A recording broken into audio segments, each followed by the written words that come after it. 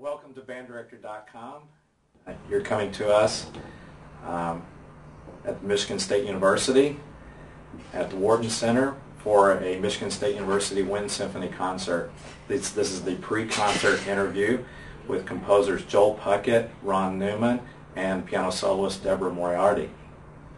On today's program, we will be performing the Cessato suite from the Danzerie that's been arranged by Pat Dunnigan, and followed by Professor Puckett's piece Blink, and then the world premiere of Concerto for Piano and Wind Symphony by Ron Newman, the soloist Deborah Moriarty, and then we'll finish with Donald Grantham's Southern Harmony.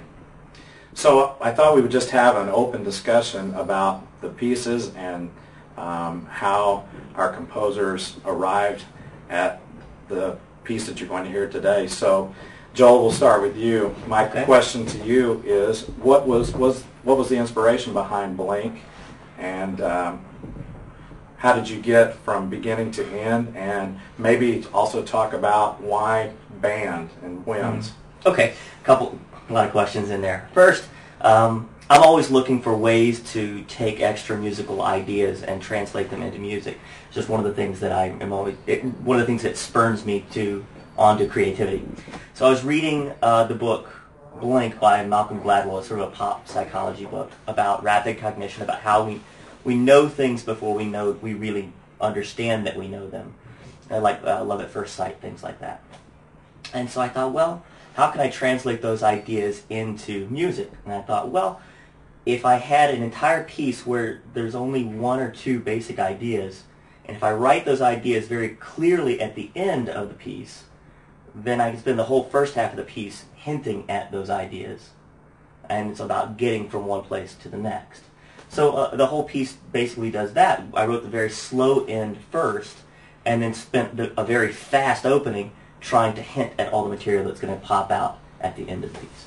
What was how did you arrive at writing this particular piece? Was it by commission? Well, sort of. I had the idea for the piece and thought, well, I think that could be a good idea, so I'm just going to start writing. I had 3 bars written when Eric Wilson at Abilene Christian called and said, "Hi, Joel, I really want to do Ping Pang Pong at the regional CBD&A." And I said, well, that's great, but I think Baylor's already doing it at the regional CBD&A. He said, well, do you have any other wind pieces? And I said, it's a funny story. I have a little bit of this piece, Blank, and I told him the pitch basically like I just told you, and said, oh, that sounds great. When can I see it? I said, well, I don't have a whole lot done on it. What can we work out here? And he said, well, tell you what, we'll bring you down, we'll treat you real nice, and we'll tote you around with us for 3 weeks. And so basically that's how the piece happened. So I wrote the piece, and then they brought me in for a residency, and so they paid a lot of money to bring me, just be around, but it wasn't a commission, so to speak. Right, and that's at that CBD&A is where I exactly. met you and heard Blink for the first time. Right. And knew that we wanted to perform it here. Yeah. So Ron, how about the piano concerto? What's the germ behind this? How did we get this piece? Quite a few years ago, the former director of bands, John Whitwell, asked me to write a piece, and I finally got around to it. Unfortunately, he retired before the performance took place, but fortunately, of course, you've come on board here at Michigan State. So the last wind piece I wrote was actually a full wind piece I wrote when I was an undergraduate student at North Texas State. So this was kind of like starting over for me, and it was a little scary. And no, it was a lot scary. A lot has changed in bands since. A lot has changed. Saying anything about age as at you all, found out, as I said, hey, how about this instrument? He goes, that's a dead instrument. We don't use that anymore. And, but it was, I have to say, the encouragement of John was instrumental in this.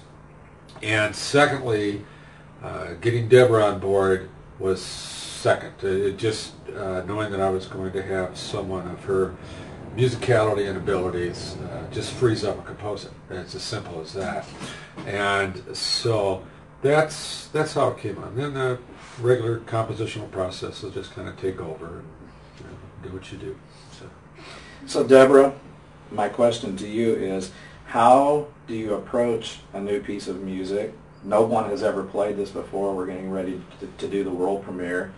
So what I know how I went about it, but I'm interested for everyone to know how you approach the piece. I think one of the really fun things for pianists is to have a brand new piece of music, because so much of what we play is played a trillion times. You know, maybe that's not so true for wind symphony, but for piano, you're playing Mozart and, you know, those boring great composers, wonderfully boring great composers, but you're always playing with this tremendous tradition of, you play the first 3 notes of a piece and everyone A knows what it is and B knows exactly how it should be played. So when you have a brand new piece of music, it's very exciting. One of the really exciting things for me is just going through it the first time and seeing what hits me. And it also gives me an opportunity, because when I learn any new piece of music, I try to keep away from recordings, I try to keep away from other influences, so that I'm not, I want to say tainted, but so that I'm not finding myself playing somebody else's ideas initially. Later on, I'm happy to steal other people's ideas, but first I want to see what my ideas are. And with a new piece of music, you can do that. So I just, you sit down, and I started with the third movement, because that looked like that was going to be the most challenging. And just went through it slowly and see what's there, and see what ideas come out, and see what kind of things fall under my hands, which was precious little, and what kinds of things I really had to work on, which was a lot. In a piece like the piano concerto, that's Ron comes from the jazz world, and there are influences from that, although it's not a jazz piece. I know you guys work together some. It's helpful to work with Ron in terms of his ideas, I would think. Yeah, a lot of what's in it that is jazz influenced is pretty clear. I mean, it's not so much that you wouldn't, that as a pianist you wouldn't immediately say, oh, this is a jazz influence. I think the thing that's interesting for somebody who plays no jazz, and I play no jazz, is the style is very, very foreign. It's not foreign to listen to, it's foreign to play, because you use a totally different technique when you're playing the piano.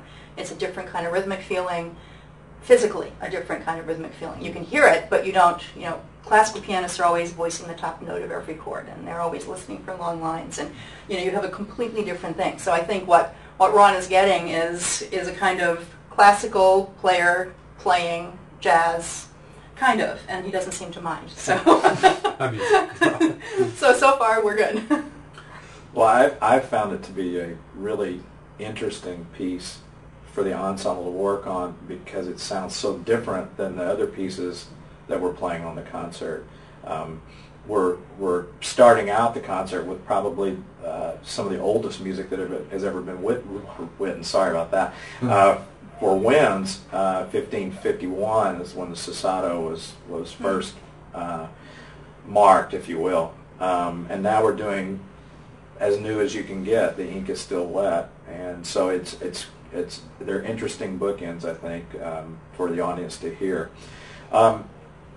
So you guys as composers, when you hear an ensemble play, especially the first time you've ever heard an ensemble, how much do you want to change right then in terms of your piece, or do you try to get into the players and ask them to do different things? I've seen both of you work with the ensemble, and in different ways, I think. I'm just interested to know how you go about doing that, or do you have a preconceived idea before you come into the rehearsal? Joel, I'll pose that to you first. Well, yeah, I mean, every ensemble has different balance things that you deal with. You might have a saxophone section that plays slightly louder than another saxophone section, so you have to deal with certain things there, so the dynamics on the page aren't always, written in stone. So yeah, I have a prescribed notion in my head that it's going to be balanced in general. But certainly, if a conductor is doing something that's not in the score, but I find it really attractive or even interesting, even if it's not necessarily exactly what I wanted, but it's an interesting choice, I'm happy to let that choice happen, because who knows, it might be more effective than what I had prescribed.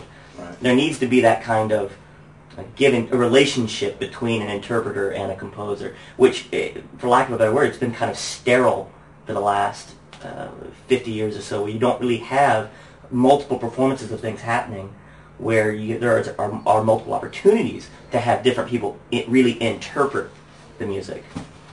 So I find it exhilarating. Yeah. Ron, your process has been a little bit different because you've been able to hear us play and Sure. then rewrite as you Sure, see yeah. fit.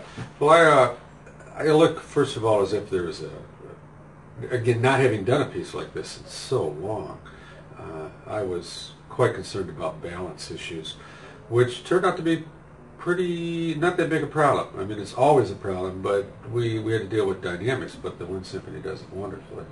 There were a couple technical issues in there. I think I added a measure in one phrase because I just wanted to make it longer. But I did have that opportunity to run home and fire up the finale and come back and stick pages into the score. So I think that was really, really good. I was looking for things that didn't work that were my fault. And we didn't find too many of those, which I have to say I was shocked and amazed that I just was expecting it. And I think that's in large part, just due to the flexibility of the instrumentalists who just do this and do that. So, if something's not working and you got a chance to change it, I would change it. But there is a lot that goes on. And I agree with Joel. I'm not that much of a hands-on composer. I assume that people are going to go out and do what they want to do anyways. I'm not going to be looking over their shoulder all the time. And I find it kind of interesting to see what happens, as long as it's within the ballpark of what one would expect. And I think my comments try to be mainly interpretive and trying to be, loosen everybody up a bit so it's not quite as nerve-wracking. And I think that's the way Deborah and I work too, because I respect her musicality so much, and it generally came down to, well, maybe think about this, or you could slow something down here, but not too many comments because she plays it really well.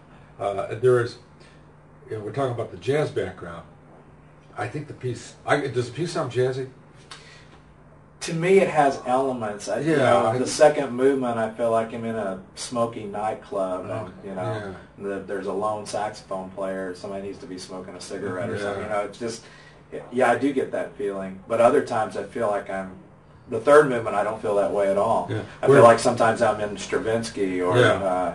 Well, the third movement is definitely the most neoclassical. At the same time, it's the most Chick Corea-ish, if you want to put it that way.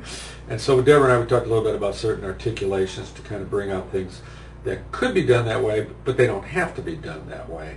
But I'm just interested in how your take on that, because I didn't really feel I was out there writing a jazz piece per se, but I don't avoid those elements if they come in there. And I'm assuming I'm writing it for classical musicians that are going to take with it whatever they're coming to it with, they're going to put into it, and you have to accept that too.